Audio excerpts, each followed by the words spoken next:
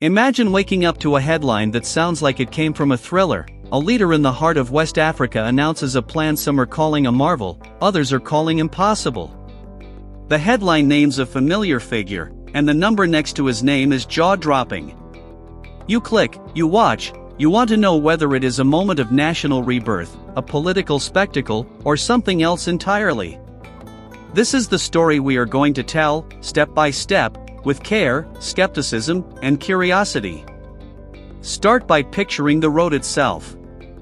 Not a dirt track. Not a 2-lane ribbon that disappears after the rainy season. Imagine an 8-lane artery, wide and engineered, with modern toll stations and digital systems. Imagine it stitched through a landscape that for decades has known underinvestment, insecurity, and economic hardship. Imagine leaders saying this road will change everything. Now ask the hard question, who pays for that? Who builds it? What happens to the people who use it? And who benefits when the cameras leave? To understand why this project has become a global talking point, we begin with the man at the center of the headlines. He is a soldier who rose to power in a dramatic moment. He led a movement that toppled a previous government and put him at the helm of a nation that sits at a difficult crossroads. That political rise matters because every policy he proposes must be read through the lens of security, legitimacy, and political consolidation. It also matters because resources in his country are limited, and high ambition must be matched by realistic funding and credible execution. Around the world, short video clips and social posts have shown gleaming images, celebratory crowds, and bold claims about a multi-billion-dollar infrastructure overhaul. Those clips are viral by design. They compress the most dazzling visuals and the most explosive claims into a minute or two. Viral content has power. It sets narratives and pushes opinion. But it also often leaves out context. The first duty of any careful narrator is to separate what is reported on social platforms from what has been confirmed by independent, verifiable reporting. Here is the balance you need to hold as you watch the rest of this video. The claim of an enormous toll project is out in the open.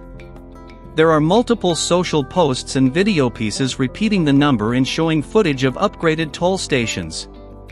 Yet, established international news organizations and fact-checking teams have pushed back on certain parallel claims about national finances and sweeping economic miracles. That mismatch between social buzz and sober verification is exactly where the story gets fascinating. It is where politics, ambition, economics, and propaganda collide. Now let us walk through what this kind of project would actually entail. A modern, multi-lane highway program is not only concrete and asphalt. It includes design, land acquisition, grading, drainage, bridges, interchanges, toll technology, maintenance regimes, and a whole institutional backbone to manage revenue. Each of these elements carries cost, time, and political negotiation. Some countries build similar corridors by combining state financing, public-private partnerships, loans from foreign banks, vendor credits, and sometimes, if they have them, domestic sovereign assets or export revenues. When a government claims it will pay for such an ambitious plan without external loans, the question becomes which domestic revenue streams can realistically be mobilized at that scale without destabilizing the economy. That brings us to the numbers and the economic context. The country in question is not one of the world's largest economies. Its annual economic output is measured in the low tens of billions of dollars. That means a single public project with a mid-double-digit billion price tag would consume a very large share of the country's output or require external financing, massive reallocation of public spending, or extraordinary revenue windfalls such as a sudden surge in commodity receipts. None of that should be taken lightly. Big infrastructure projects in fragile contexts carry both upside and risk. They can create jobs, improve trade, and reduce transport costs, but they can also saddle a country with debt, give rise to corruption, displace communities, and create toll burdens that fall hardest on the poor. Who stands to gain? A modern toll road can reduce travel times, cut vehicle operating costs, and link producers to markets, which helps traders, exporters, and consumers. Construction creates employment across many sectors for the duration of the works. If the project is executed with transparency and good governance, it can be transformative. Who stands to lose, or at least to worry? Small traders and low-income commuters often bear toll costs disproportionately. If toll collection is outsourced or operated as a private concession, questions about accountability and price setting become central. When political regimes tie large infrastructure projects to national prestige, there is a risk that economic logic is subordinated to political messaging. Financing is the hinge on which the entire story swings. A credible plan will show three things: a realistic cost estimate, a credible financing package, and a transparent revenue forecast that does not assume impossible growth. Possible financing tools include using resource revenues, reallocating public spending, public-private partnerships where private investors accept some risk, and borrowing from international creditors. Each option carries trade-offs. Borrowing can provide immediate capital but increases sovereign risk if revenue falls short.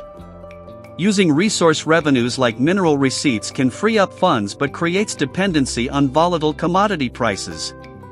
State-controlled companies could be directed to support infrastructure, but that risks crowding out private investment and concentrating power. Let us consider political optics. For a leader who took power through a military movement, big infrastructure gestures send signals. They project competence, ambition, and a narrative of national renewal. They can rally patriotic sentiment and distract from other governance problems. They can also unsettle foreign partners who worry about the management of loans or the stability of contracts. This is where the international reaction becomes interesting. Some foreign governments and observers watch closely, gauging whether the project represents legitimate development or is a risky political gamble. Private investors assess contractual protections and the likelihood of returns. Regional neighbors evaluate how integration of transport networks could shift trade flows. And because the story is circulating so widely online, public perception shapes diplomatic posture as well. There is also a second layer: the information environment. Several widely shared videos present the project as already built or fully funded. Others suggest the project is a symbol of economic independence. At the same time, independent fact-checkers have cautioned that certain financial claims about the nation's finances were incorrect. That pattern is not uncommon in contemporary media. Dramatic claims spread fast, and verification catches up more slowly. A responsible storyteller needs to call out exaggeration while exploring possible kernels of truth. So what would success look like if the project were implemented carefully? First, clear and published costings verified by independent engineers. Second, a staggered phased approach so the country can measure early benefits and adjust. Third, safeguards against displacement and mechanisms to ensure toll policies protect low-income users. Fourth, transparent contract awards and oversight to reduce corruption risk. Fifth, a credible maintenance fund. The biggest mistake some countries make is to build and then lack the durable resources to keep roads in good condition. And what would failure look like? Contracts awarded without competition, spiraling costs, toll prices unaffordable to ordinary people, and a debt burden that crowds out health and education spending. That is the nightmare scenario, and it is not hypothetical. History has many instances where grand projects became long-term fiscal problems. A thorough examination must also look at where the money could plausibly come from. One channel often discussed in this country is resource revenue, including minerals. In recent years, the government has signaled stronger state control over mineral assets and has taken more assertive positions toward foreign mining companies. Those actions can increase state revenues in the medium term if managed well, but they do not instantly unlock tens of billions of dollars. There is also the question of strategic partners. When a country pursues large infrastructure, external partners may play roles: construction firms from other countries, lines of credit from development banks, and technical partners that supply tolling technology. Each partner brings expertise, but also political and economic strings. We should also consider social dimensions. A project of this scale changes patterns of mobility. It can shift where people work, where farms sell produce, and how cities expand. That can stimulate growth in some regions and leave others behind. Careful planning and compensatory policies can mitigate harms, but those measures require both money and political will. At every point in this narrative, you must ask whether what you see on your screen is a promise, a partial action, or a finished reality.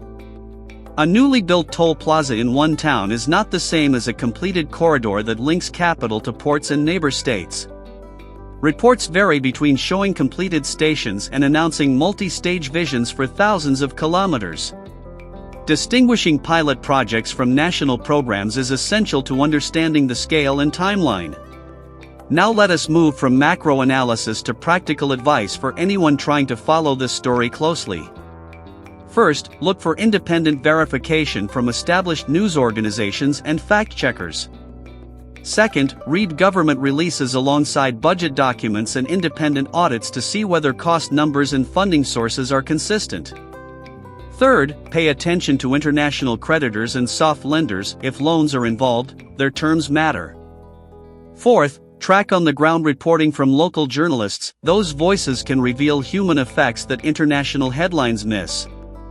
I want to pause and speak directly to you, the viewer, about what to watch for as the story evolves.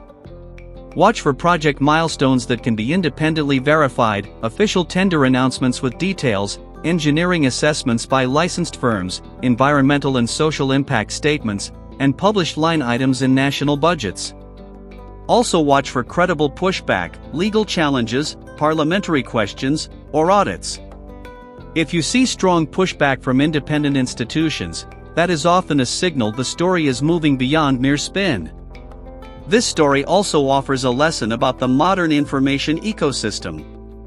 In an era where a viral clip can create a global narrative, careful journalism is more important than ever. Sensational claims attract eyeballs, but good reporting keeps governments accountable. That is the role we aim to play with this channel, not to repeat the loudest claim, but to check, to question, to humanize, and to explain. Before we move to the final section, I will share a few hypothetical scenarios that help make sense of likely outcomes.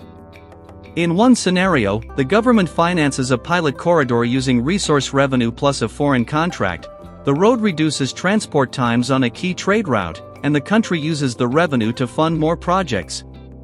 In a second scenario, the government commits to a giant national program, borrows heavily, experiences cost overruns, and sees public services squeezed. In a third scenario, the initial project is real but far smaller than headlines claim. The government uses the story to promote national pride while the economic impact is modest. Which scenario becomes reality depends on financing, governance, transparency, and the regional economic climate. Now, as we move toward closing, I want to make this video actionable for you. If you are creating content about this story, be careful with facts that have not been established. Attribute claims clearly. If you are a citizen of the country or region, ask your representatives for the relevant documents, budgets, tenders, and environmental assessments. If you are an investor or a policymaker in another country, demand clear legal protections in contracts and insist on independent audits. I will end the main narrative with a clear, human-centered image. Roads are not just asphalt and toll booths. They are the paths children take to school, the routes traders use to move food, the lines ambulances take in emergencies. Any conversation about a grand infrastructure project must keep those human journeys at the center. That is how we measure success. Now I want to ask you directly. I want you to think, to react, and to engage. Which of these possibilities do you find most likely? A genuine transformation delivered by careful planning, a political spectacle that strains public finances, or a mix of both? If this project moves forward, who should be at the table to ensure it benefits ordinary people? What would you want to know first if you lived in a town along the proposed corridor? Tell us in the comments, and explain why you feel that way. Your perspective matters and it helps everyone see the story from different angles. Finally, if you found this analysis helpful, please take a moment to support the channel. Subscribe for more investigative context on major stories from Africa and beyond. Hit the like button if this video sharpened your understanding, and leave a comment with the toughest question you have about this project. That helps the algorithm push this conversation to more people who need the context. If you have a source, an on-the-ground report, or a document we should look at, post it in the comments or send it to our research inbox. We will read it and, where appropriate, follow up with more reporting.